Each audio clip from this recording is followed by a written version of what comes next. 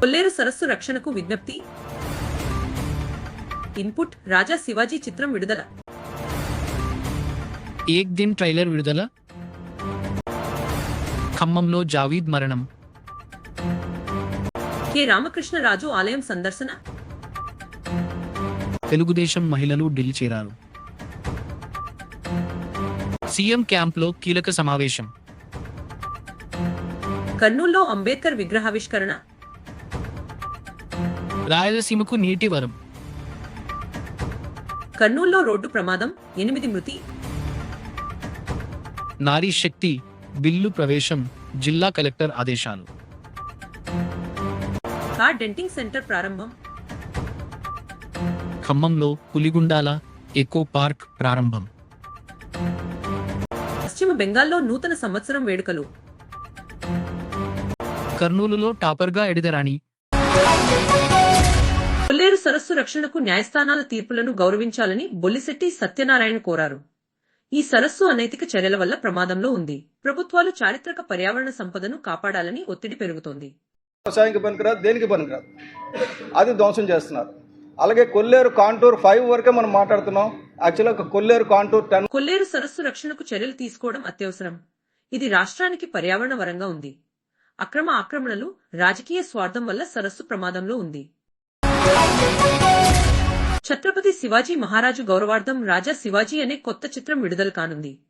ఈ చిత్రం మే 1, 2026న థియేటర్లలో విడుదలవుతుంది. జై అతుల్ సంగీతం అందించగా రేమో డిసూజా నృత్య దర్శకత్వం వహించారు.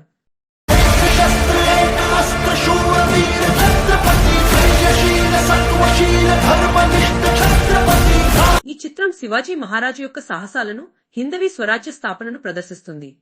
ఇది తెలుగు, హిందీ, మరాఠీ భాషల్లో విడుదలవుతుంది. సునీల్ పాండే దర్శకత్వంలో ఏక్ దిన్ సినిమా ట్రైలర్ విడుదలైంది. ఈ చిత్రం మే 1, 2026న థియేటర్లలో విడుదల కానుంది. జునేద్ ఖాన్, సాయి పల్లవి ప్రధాన పాత్రల్లో నటిస్తున్నారు. मगर बाकी सब याद आते ही वो आज का ये दिन हमेशा के लिए भूल जाएगी, जैसे उसने ये दिन जिया ही नहीं है. ఈ చిత్రం ప్రేక్షకుల హృదయాలను గెలుచుకునే అవకాశం ఉంది. సాయి పల్లవి, జునేద్ ఖాన్ నటన ఆకట్టుకుంటుంది. ఈ సినిమా విడుదలకు ప్రేక్షకులు ఆసక్తిగా ఎదురు చూస్తున్నారు.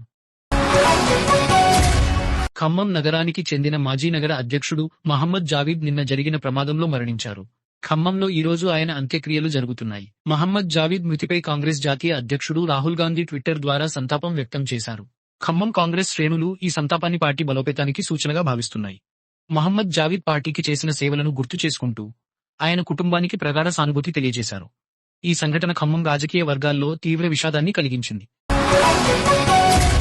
కె రామకృష్ణరాజు వైకుంఠపురంలోని కృష్ణా నది తీరాన ఉన్న శ్రీ వేదవ్యాస మహర్షి ఆలయాన్ని సందర్శించారు. ఈ ఆలయం శ్రీ భవగ్ని గురూజీ గారు నిర్మించినది. వేదవ్యాస మహర్షి భారత, భాగవత, చతుర్వేదాలను లిఖించిన మహామునిగా ప్రసిద్ధి చెందారు. ఈ ఆలయం దేశంలోనే అద్భుతమైన వ్యాస మహర్షి ఆలయంగా పేరుగాంచింది. ఇది ఒక పవిత్ర క్షేత్రంగా భావించబడుతుంది. అందరూ తప్పనిసరిగా సందర్శించాల్సిన ప్రదేశంగా ఉంది. సందర్శన ద్వారా కె రామకృష్ణరాజు ఆధ్యాత్మికతను ప్రోత్సహించడం లక్ష్యంగా పెట్టుకున్నారు. మహిళా రిజర్వేషన్ బిల్లుపై పార్లమెంట్లో జరుగుతున్న చర్చలను వీక్షించేందుకు గౌరవ ముఖ్యమంత్రి నారా చంద్రబాబు నాయుడు ఆదేశాల మేరకు తెలుగుదేశం మహిళా ప్రజాప్రతినిధుల బృందం ఢిల్లీ చేరుకుంది. ఈ పర్యటనలో భాగంగా వారు పార్లమెంట్ ఉభయ సభల సమావేశాలకు హాజరయ్యారు. అంతేకాకుండా గౌరవ ప్రధాని, స్పీకర్ మరియు కేంద్ర మంత్రులను కలిసి మహిళా సాధికారతకు వారు అందిస్తున్న మద్దతుకు కృతజ్ఞతలు తెలియజేయనున్నారు.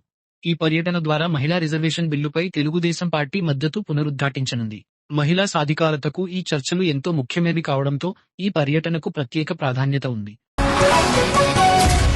సీఎం క్యాంప్ కార్యాలయంలో ఎన్డీఏ భాగస్వామ్య పక్షాల నేతల కీలక సమావేశం జరిగింది. ఈ సమావేశంలో నారీ శక్తి వందన్ చట్ట సవరణ బిల్లుపై విస్తృతంగా చర్చించారు. బీజేపీ రాష్ట్ర అధ్యక్షులు, టీడీపీ రాష్ట్ర అధ్యక్షులు, డిప్యూటీ సీఎం, ఇతర నేతలు పాల్గొన్నారు. పార్లమెంటులో ప్రవేశపెట్టిన ఈ బిల్లు ఆమోదం పొందిన తర్వాత దాని అమలుకు సంబంధించిన కార్యాచరణపై నేతలు సమాలోచనలు జరిపారు. చట్టం అమలుతో మహిళా సాధికారతకు మద్దతు పెరుగుతుందని నేతలు అభిప్రాయపడ్డారు. ఈ చర్చల ద్వారా బిల్లు అమలులో ఉన్న సవాళ్లు, అవకాశాలు, తదుపరి చర్యలపై స్పష్టత పొందారు. తదుపరి చర్యల కోసం సమన్వయాన్ని పెంచాలని నిర్ణయించారు. కర్నూలు జిల్లా వెల్దుర్తి మండలంలో డాక్టర్ బి. ఆర్ అంబేద్కర్ విగ్రహావిష్కరణ ఘనంగా జరిగింది. పీఎం శ్రీ జిల్లా పరిషత్ బాలికల ఉన్నత పాఠశాలలో హెచ్ఎంకే చంద్రావతి ఆధ్వర్యంలో బీసీ సంక్షేమ సంఘం జాతీయ నాయకులు నక్కలమిట్ట శ్రీనివాసులు, మాజీ ఎంపీపీ జ్ఞానేశ్వర్ గౌడ్ చేతుల మీదుగా విగ్రహాన్ని ఆవిష్కరించారు. సందర్భంగా నక్కలమిట్ట శ్రీనివాసులు, జ్ఞానేశ్వర్ గౌడ్, నంది విజయలక్ష్మి, రాయలసీమ రవీంద్రనాథ్ మాట్లాడుతూ భారత రాజ్యాంగం ప్రజాస్వామ్యానికి బలమైన పునాది అని, దాని గౌరవాన్ని కాపాడుకోవడం మన బాధ్యత అన్నారు. డాక్టర్ అంబేద్కర్ సమానత్వం, స్వేచ్ఛ, న్యాయానికి ప్రతీక అని ఆయన సందేశాన్ని మనం ఎప్పటికీ గుర్తుంచుకోవాలని సూచించారు. రాయలసీమ లిఫ్ట్ ఇరిగేషన్ ప్రాజెక్టు కరువు సీమకు వరం లాంటిదని వైఎస్ఆర్సీపీ నేతలు అన్నారు. గుండ్రేవుల రిజర్వాయర్ పనును తక్షణమే చేపట్టాలని వారు డిమాండ్ చేశారు.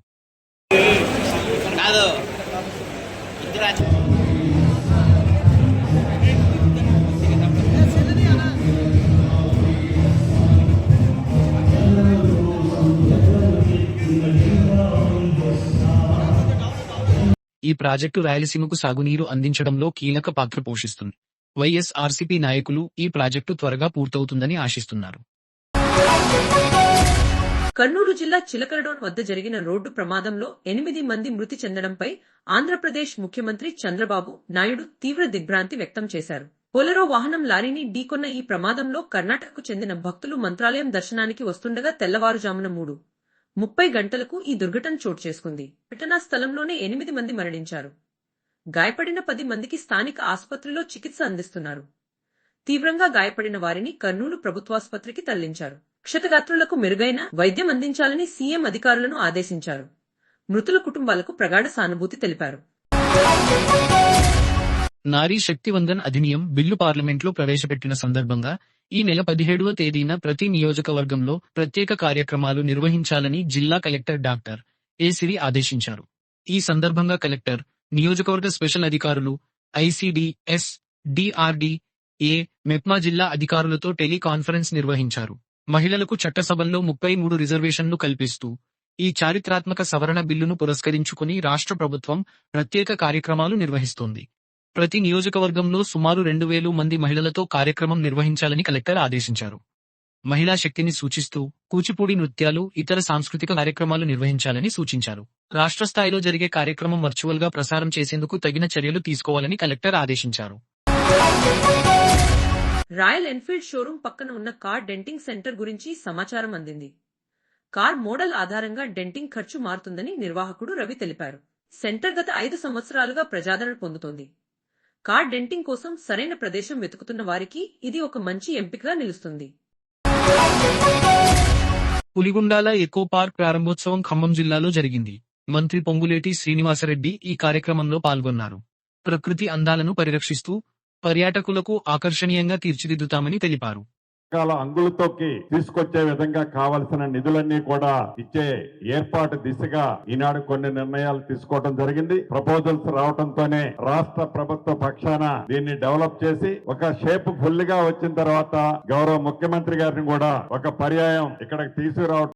పులిగుండాల ఎకో పార్క్ పర్యాటకులకు కొత్త ఆకర్షణగా నిలుస్తుంది. ఇది స్థానిక ఆర్థిక వ్యవస్థకు మద్దతు అందిస్తుంది. పర్యాటకుల సంఖ్య పెరుగుతుందని అంచనా.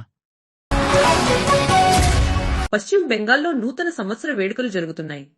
ఒక ప్రముఖ నాయకురాలు ప్రజలతో కలిసి శుభాకాంక్షలు తెలిపారు. ఆమె భారతీయ జనతా పార్టీపై విమర్శలు చేస్తూ బెంగాల్ ప్రజల హక్కులను కాపాడాలని పిలుపునిచ్చారు.